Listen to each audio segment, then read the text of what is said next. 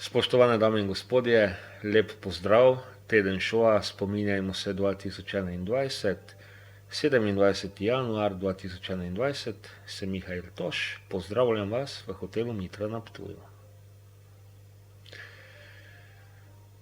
Danes obeležujemo Mednarodni dan spomina na holokaust. Na ta dan leta 1945 je bilo osvobojeno taborišče Auschwitz, kar je potem v povojnem času podlaga za simbolični datum zoper pozabo na holokaust.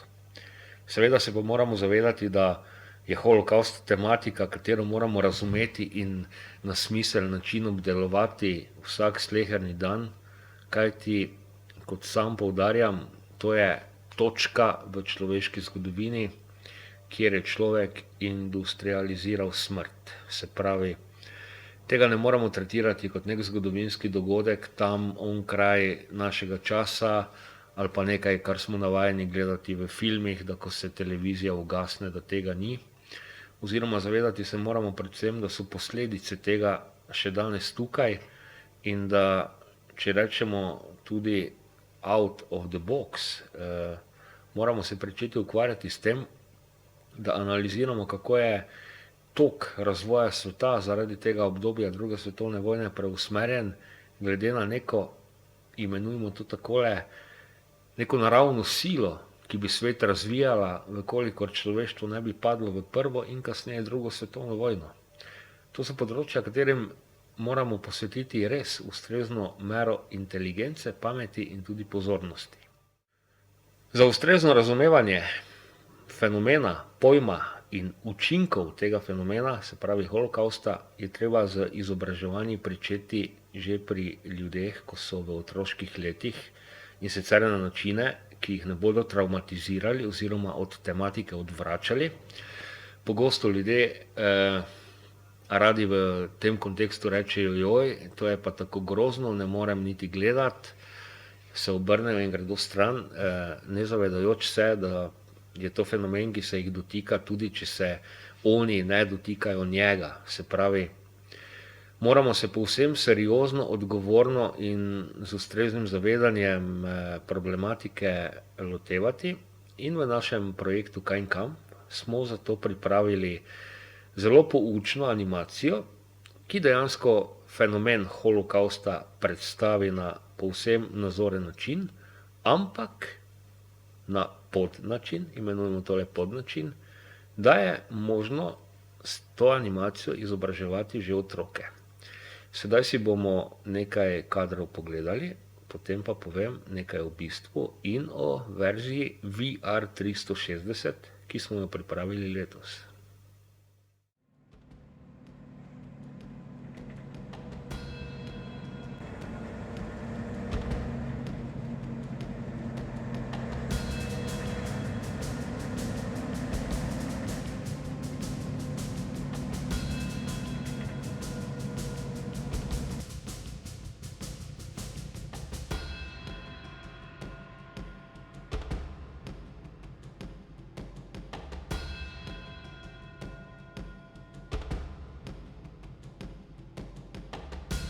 Einsteigen, wird's bald!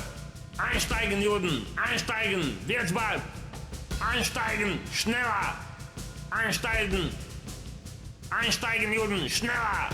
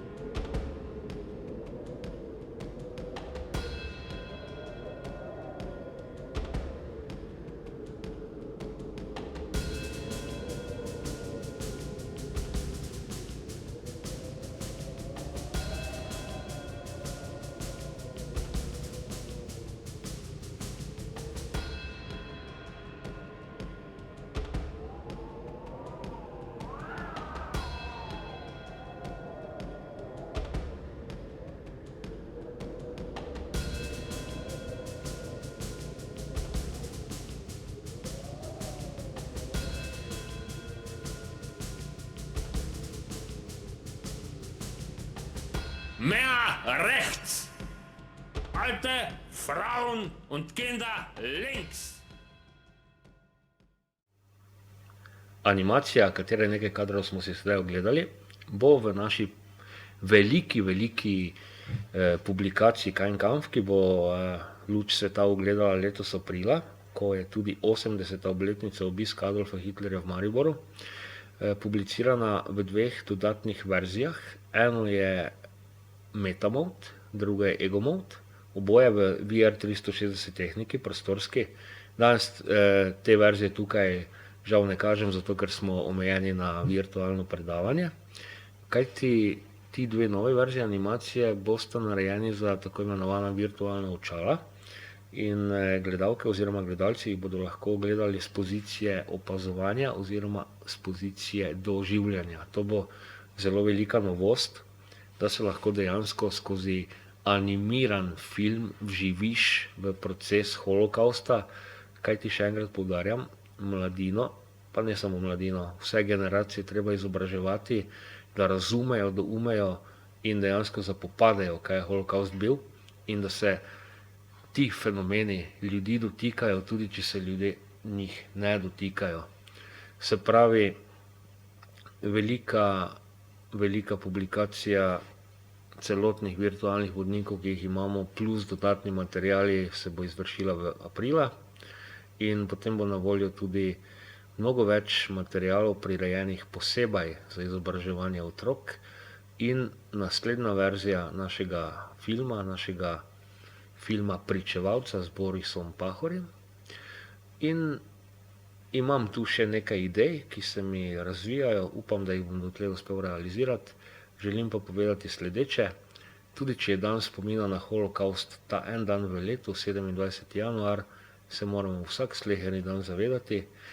Seveda se s tem ne smemo preobremenjevati, da ne vidimo vsega samo temno, moramo pa nam biti na vsakem koraku jasno, kje so bile storjene napake nekoč, kaj so bili vzroki nekoč in da je pri sleherniku, dolžnost slehernika je, da skrbimo, da se holokaust, fenomeni nacionalsocializem, fašizem, brutalni komunizem ne ponovijo in da človeštvo dejansko dojame, kaj je smisel humanega bivanja.